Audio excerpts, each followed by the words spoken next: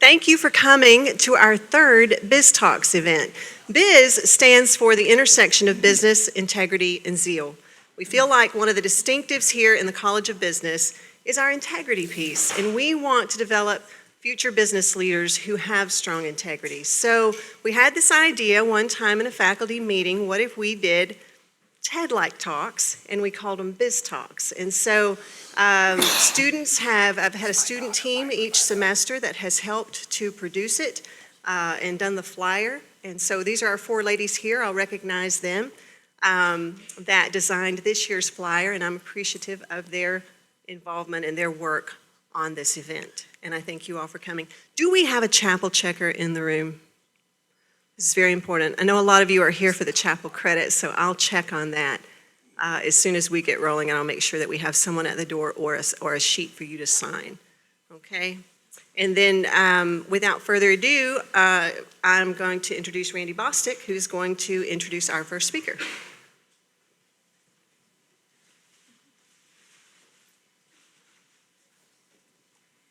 It truly is an honor to be able to introduce one of Nashville, Williamson County's community leaders.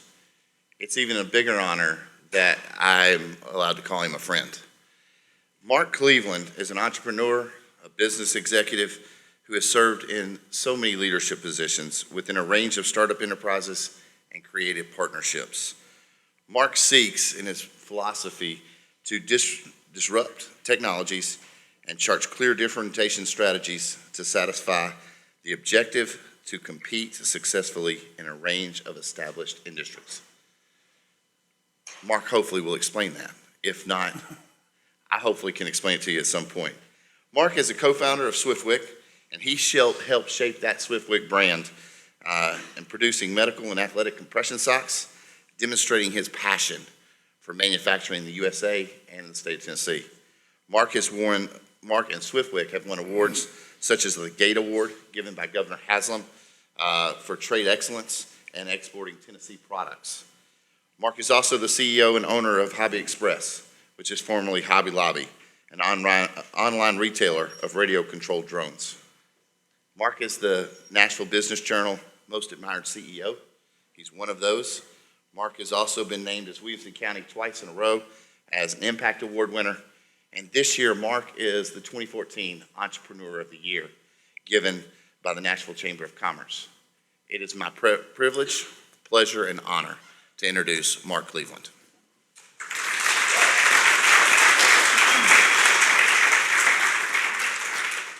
Thank you, Randy.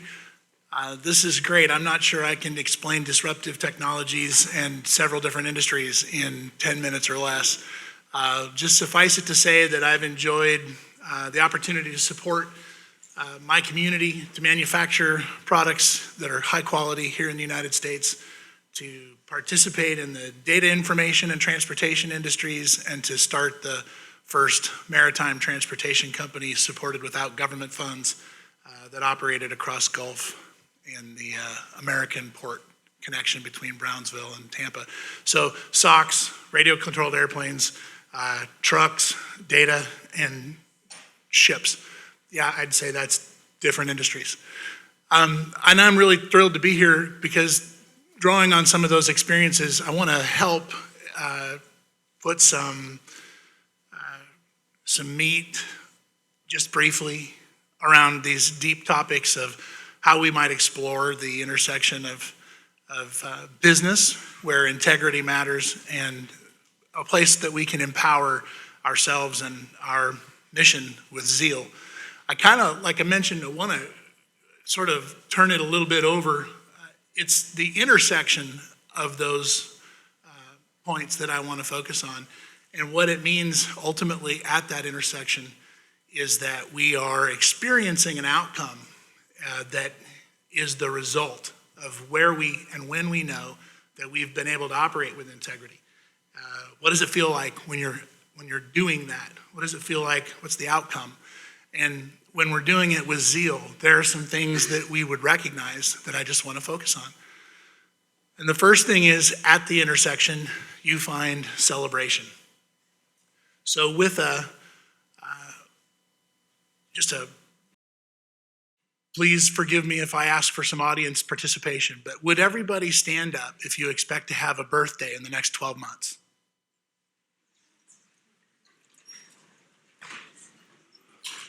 Fantastic. All right, now, let's stay standing. That's very positive thinking, right? If you have had a birthday then already in the month of January, February, or March, turn to your left. Stay standing, but turn to your left and face the people there. Okay. Now, if you expect to have a birthday, let's see, in May through December, turn to your right. Oh, wow, look at that. It's a bigger statistical percentage of people, right? Okay. Now, raise your hand if you have a birthday in the month of April. 1, 2, 3, 4, 5, 6, 7. Okay. Raise your hand high, because we all can't see that. There's some people that get their backs to you. Okay. Now raise your second hand if your birthday is today. Oh, here we go. Ladies and gentlemen, I'd like to introduce to you my daughter, Piper Cleveland. Now, let's stay standing for just a moment, because we're going to talk a little bit about what happens at the intersection of integrity and zeal and business in life. We find those moments that we have to celebrate. So I want this to be participative, and I would hope that my daughter wouldn't mind coming down here for a moment.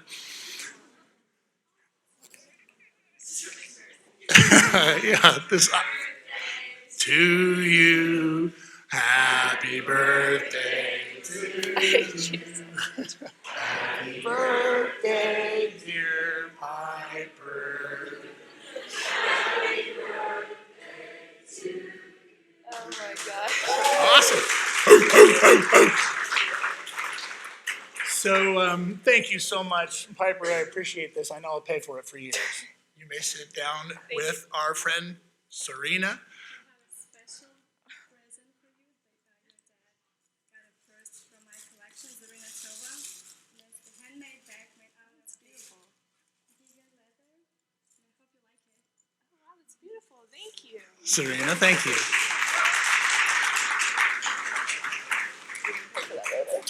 She whispered in my ear, you're going to pay for that later.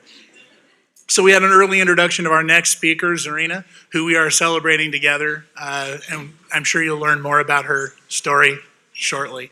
And thank you for participating in a celebration, right? We're celebrating Zarina's success. We're celebrating Piper's birthday. We're celebrating and recognizing everybody in the room for the life that we intend to lead and celebrate in our birthdays here, the balance of this year.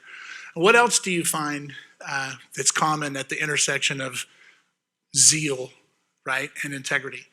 You find enthusiasm. I saw enthusiasm in everybody's face here today, and I so greatly appreciate it.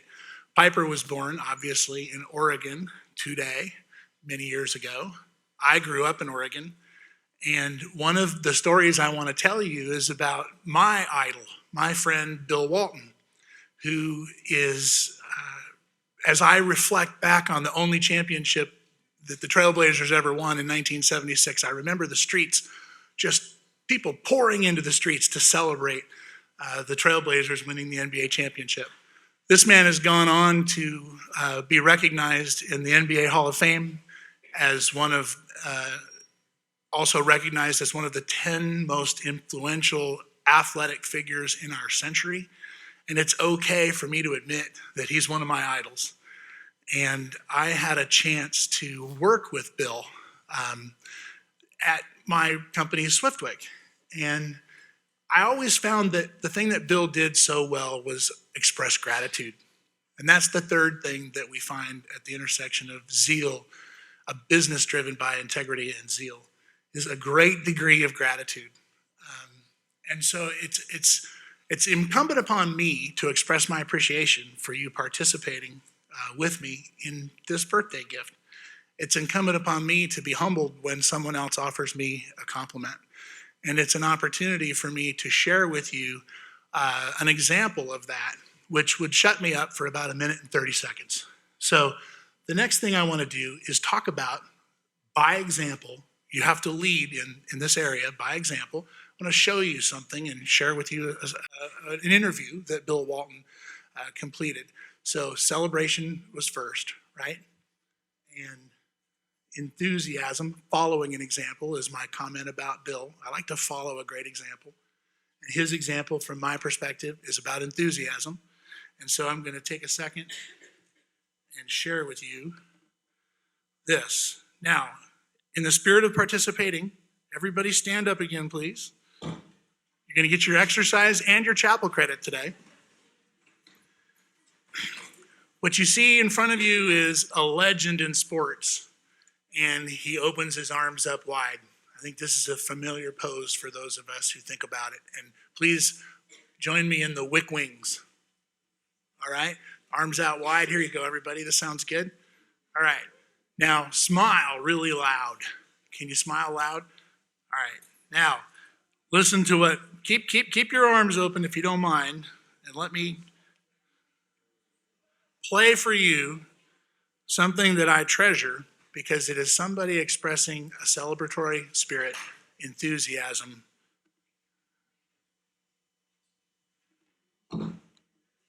And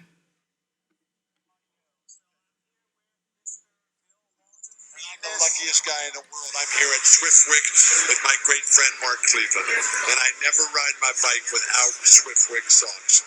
I've got all kinds of orthopedic, circulatory, skin issues, and so when I came across Mark, because of his support for all the different causes that I'm involved in and the programs to help other people learn how to ride their bikes and be able to ride their bikes for fun and health and all the things that we live for in life, Mark showed me a whole new world, and his product, his ingenuity, his creativity, his imagination, his passion for doing what's right in the world. I make all my decisions in life based on people, purpose, passion, programs, and projects. And that's why I'm here today with my great friend, Mark Cleveland, because Mark Cleveland, he scores at 100% in all those different categories. I live to ride, I ride to live, and I never ride without Swiftwick socks. That guy is awesome. Mark Cleveland, Swiftwick. And I will admit, I've met Mark last year, an awesome guy, and amazing to see a legend like you supporting Swiftwick. We know we got a great product here. I'm the luckiest guy in the world because Mark provides me the tools and the equipment of Swiftwick to be able to go out and chase my dream. And here it is, right here, Interbike 2014, the opportunity to come and learn all this different stuff about all these fantastic products and companies and everything, and to be able to come to the foundation. Because it all right, that's enough. Are we tired? Thank you. So, what was that for me? I was my idol interviewed without any preparation or without any advanced knowledge, and saying wonderfully difficult to, it's actually hard to hear a compliment. It's actually, for a lot of people it is, even for me, it's, and I didn't mean to turn that into a commercial, honestly. That was really a moment where Bill Walton said some things to me that made me feel fantastic. And I watched him do that to everybody around him, not just me, but everybody, all the time, constantly. So that example of enthusiasm is from his own words. I thought I would share it with you. And then be the example. Bill is the example. I want to tell you how much I appreciate your time. And I want to tell you how much I appreciate your participation and just standing up there with me and spreading your arms out wide and listening to somebody say positive, gratitude-filled, amazing words about somebody else. So what I would challenge you to do is to think about in your own life celebrating at that intersection of integrity-driven businesses powered by zeal. I want you to think about enthusiasm in your life for the things that you do. You can overcome anything.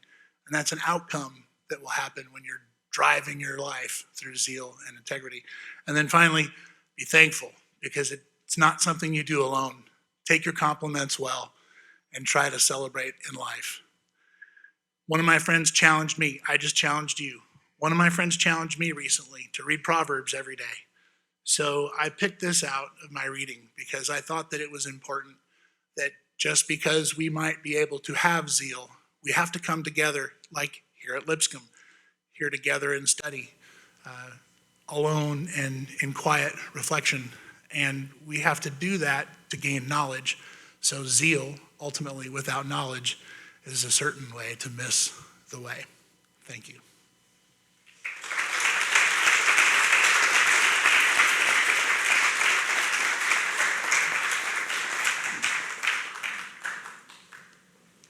Thank you, Mark. That was awesome.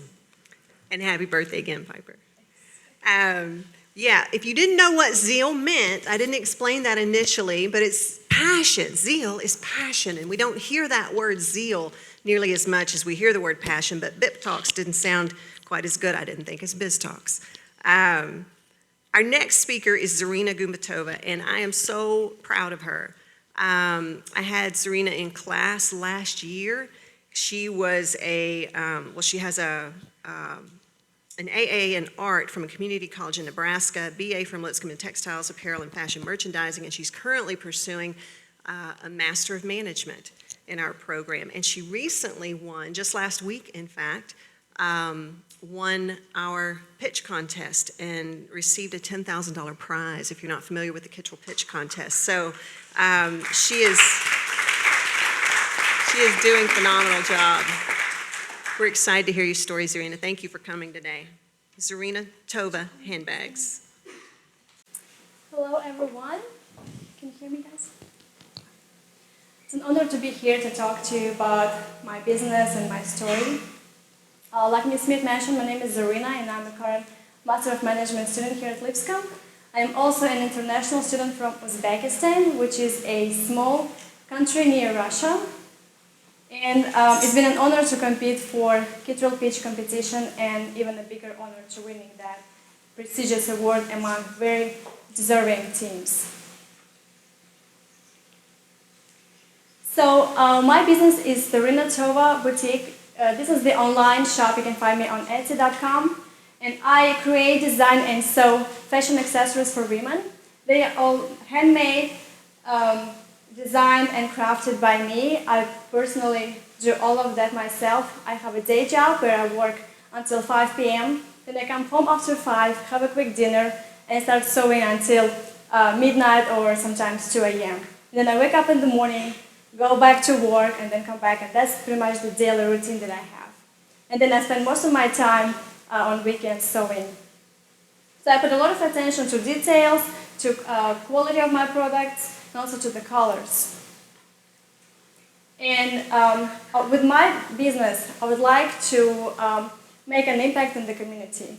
So as an international student, I would like to create scholarships for international students here in America, because we are not eligible for most of the financial aid here. So as my business grows, I would like to contribute a certain percentage to international students here for scholarships. And also, I would like to create job opportunities for women refugees in the community. Because when immigrants and refugees come, they can't really speak English and they don't know about the US culture. So it's very challenging for them to find the jobs in the US. So I want to help those women and would like to create job opportunities for them. To help you understand better my story and why I'm passionate about my business, I'd like to share a little bit about my journey here. So it's always been my passion and my dream to come to America since middle school years. And I've tried a lot of exchange programs and I failed every time, but that didn't stop me. I decided to try to find a different way to come to America. And so I started researching community colleges, and it took me a year, and I was looking for affordability for the dorm on campus and also for art programs. That's what I wanted to study. And so after a year of my research, I finally found a small community college in Nebraska where I studied for 2 years. So being an international student in America is challenging because, like I've mentioned, we don't have many financial aids, so it's been very challenging to cover the tuition expenses. So my parents had to sacrifice a lot for me to continue my education and my dream in America. And also I wanted to help my parents, and I started to look for jobs on campus. And I found a job, and my very first job was as a cleaning lady. I was cleaning in the dorm, and by having that job, I was able to save enough money to cover my first year of the college. And then I was working during summer breaks, and I was able to save enough money to cover my second year in the college. And that didn't prevent me from graduating with honors. Once I graduated with my associate's degree, I wanted to continue my education in a four-year school to have a full bachelor's degree. But I didn't know how I would do that because I just simply couldn't afford that. And so that's where the blessing from God came, and He showed me the way where I didn't see a way at all. Through my active campus involvement, my high GPA, and my academic awards, I was able to be eligible for academic scholarships. And several universities contacted me and offered me full scholarships, and one of them was Lipscomb. And so after my research, I decided to transfer to Lipscomb, and that was one of the best decisions I've made so far. When I transferred to Lipscomb, I studied textiles, apparel, and fashion merchandising as part of my undergraduate career. And now I'm a Master of Management student, and it's been a blessing because this new program came along at a perfect time. I've learned a lot about business, entrepreneurship, and social venture. So partially with my story, I would like to encourage you guys to always believe in yourselves and never give up, especially if you have passions or goals or dreams. And it sounds like a cliche, but it is so true. When my parents were very supportive when I came here, but they weren't supportive when I was back home. They thought that for a person from a developing country, it would be really hard to, even impossible, to make it in America, in a different country where you don't know anyone, you don't have anyone, and you don't pretty much have any money. But I didn't use that discouragement. I still trusted God and believed in myself. So if I'm happy that I didn't listen to my parents, but I'm not saying do not listen to your parents, because they are the ones who love you and care about you. But if you have a passion and you know that you can do it, then use that discouragement as a fuel to motivate you to prove them wrong. And trust me, there is nothing sweeter as to prove your doubters wrong. Always believe in yourselves. Also, do not mock anyone, do not laugh at anyone, no matter what, because you never know what they are going through. When I was working as a cleaning lady, I have a good friend of mine, a nice girl, but she was teasing me and she was mocking me because I was a cleaning lady. And I didn't take it personally because I knew that I cannot afford quitting the job because I needed to continue my education. And so after a certain time, I was promoted to be a bookstore assistant on campus. And at the same time, that friend of mine, her parents were facing some financial difficulties. And they told her that they couldn't afford her education anymore in America. She was an international student as well. And so she desperately needed a job. And guess what? She took my job as a cleaning lady. So they say what goes around comes around. So never judge anyone, no matter what kind of job they're doing. Don't mock anyone, don't laugh at anyone. And also be grateful. Be grateful to God that you have these incredible opportunities here every day that other kids in developing countries don't have. And also be grateful to those people who helped you, who are helping you, and who believe in you. This is the smallest yet the most meaningful thing that you can do for them. I hope my story was able to encourage all of you to continue pursuing your passions and your goals. Thank you so much for your attention.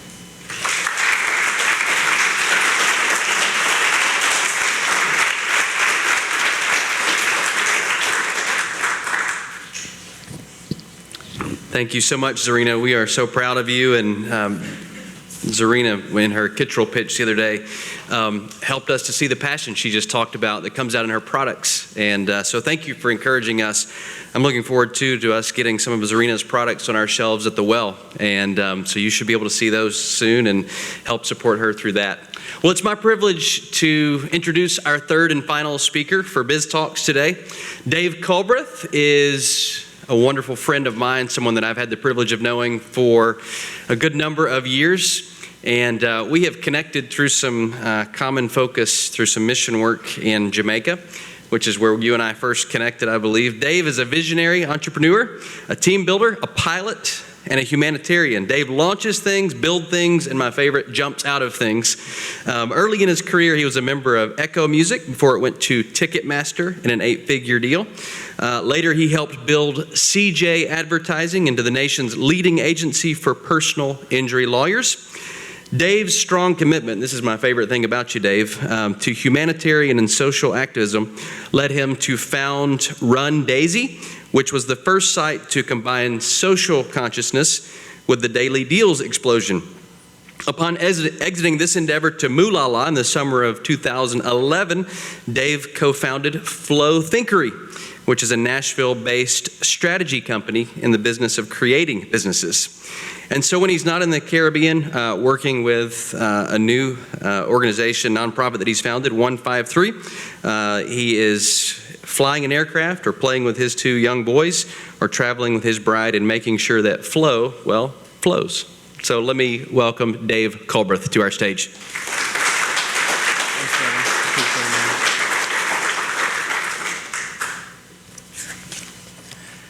Very honored to be with you guys today in a room full of people that are focused on being bold, credible, creative, purposeful, and servant-like in your professional endeavors. I'm really humbled to be here. The clock is ticking. I'm going to throw a lot at you guys pretty quickly, and I'm really looking forward to this time. And again, I'm very humbled to be here.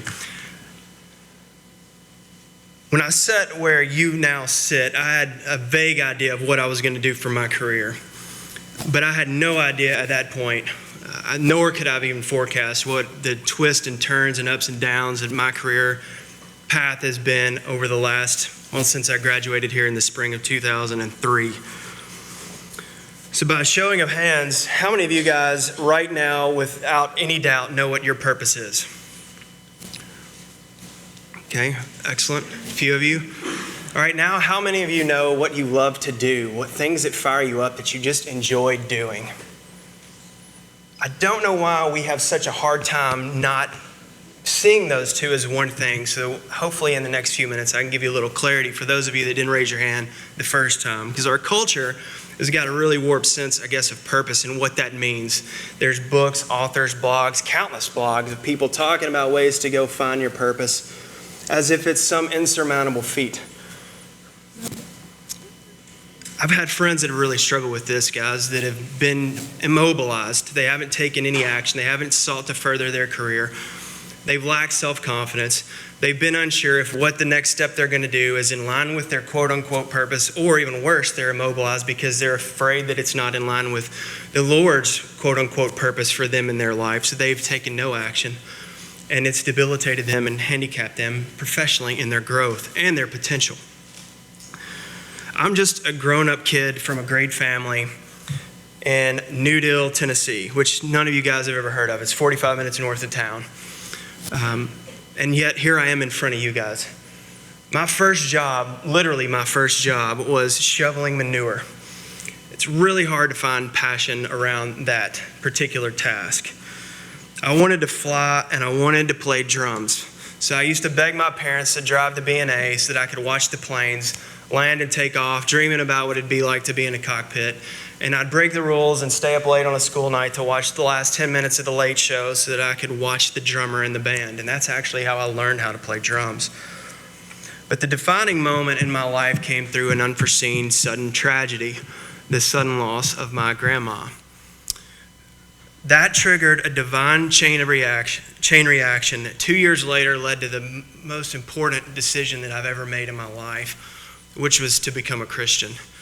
And I realize how cliche that sounds, and I deserve those of you that are rolling your eyes at me for saying that, but the fact of the matter is that that is the truth. My life changed at that point. When I tried to hand off by serving others and hand off the direction of my life to the Lord and His will for me, everything in my life changed. I went from being the quiet kid in the back to the influencer in the front.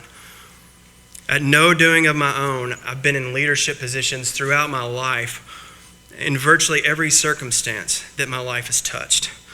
I chose to come to Lipscomb because I wanted to play music, and I wanted to stay in Nashville to do that. I changed my major 3 times my freshman year, ultimately ended up in computer information systems, having never programmed, because I thought I could help churches save money.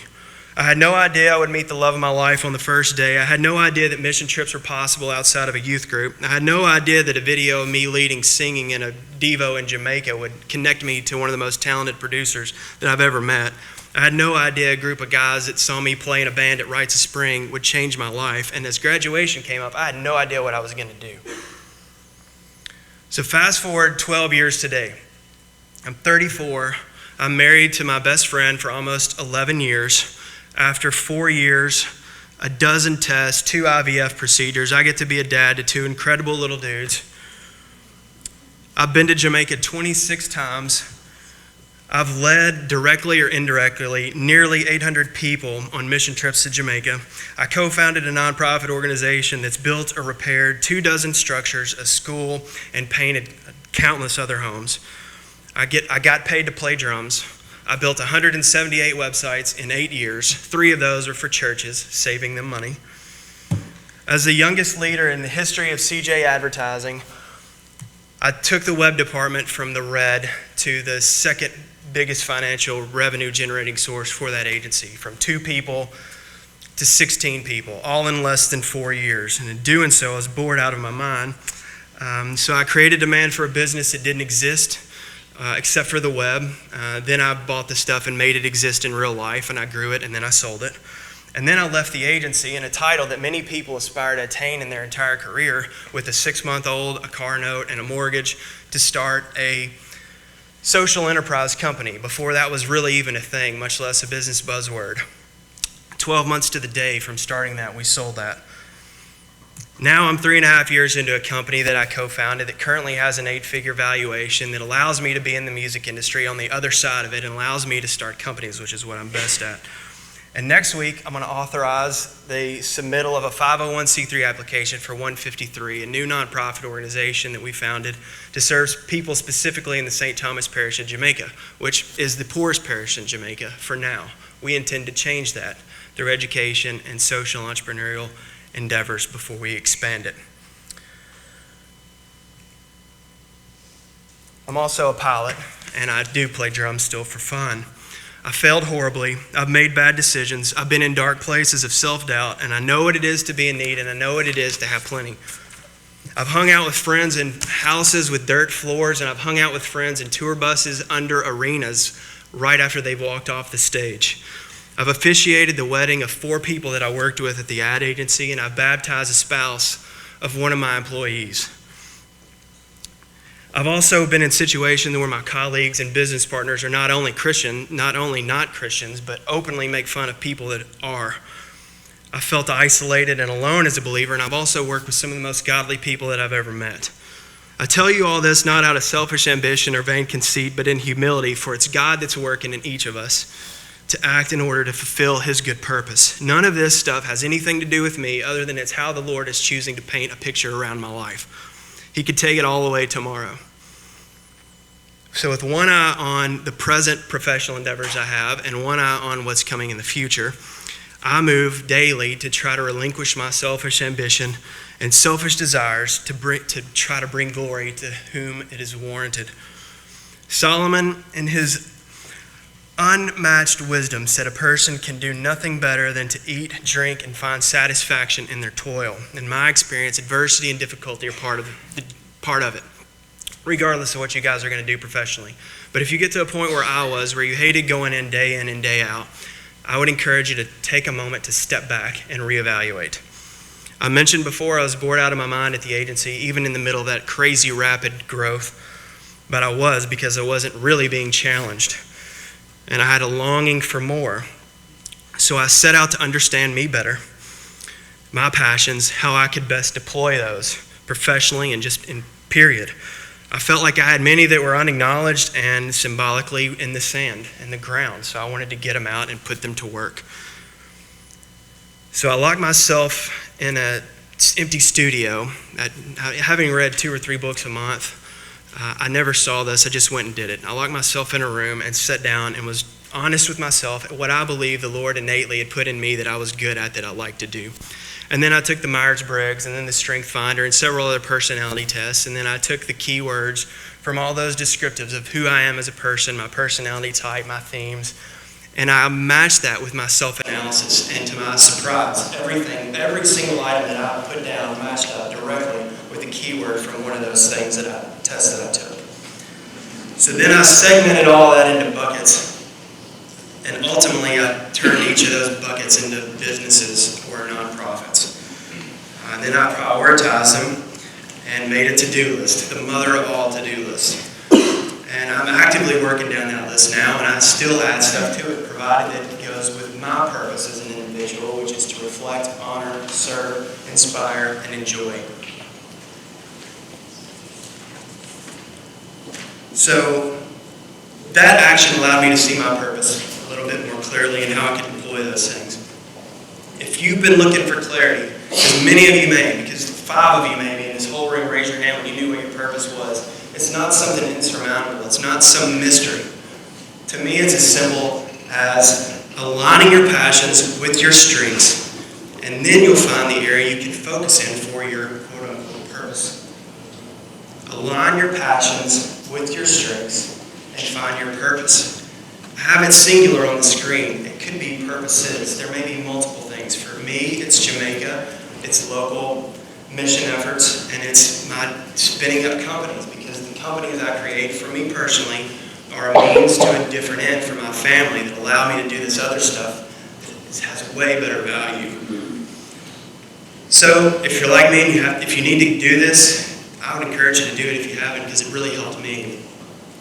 But you may find after looking at yourself and your passions that you may have to go start a company or multiple companies, as I've done, or you might have to move or make major life changes. And I'm standing in front of you as a person that's done that. And it's not an easy road, and it's not all, everything is going to be perfect. There's going to be difficulties. But I'm telling you that it can be done. So I would encourage you to go and do. Find what those passions are, what you love to do. Look at your strengths. Go and do it. And don't hesitate. Don't let fear cripple you. And if I can help you in that regard in any way, let me know. Thank you for your time. Appreciate it.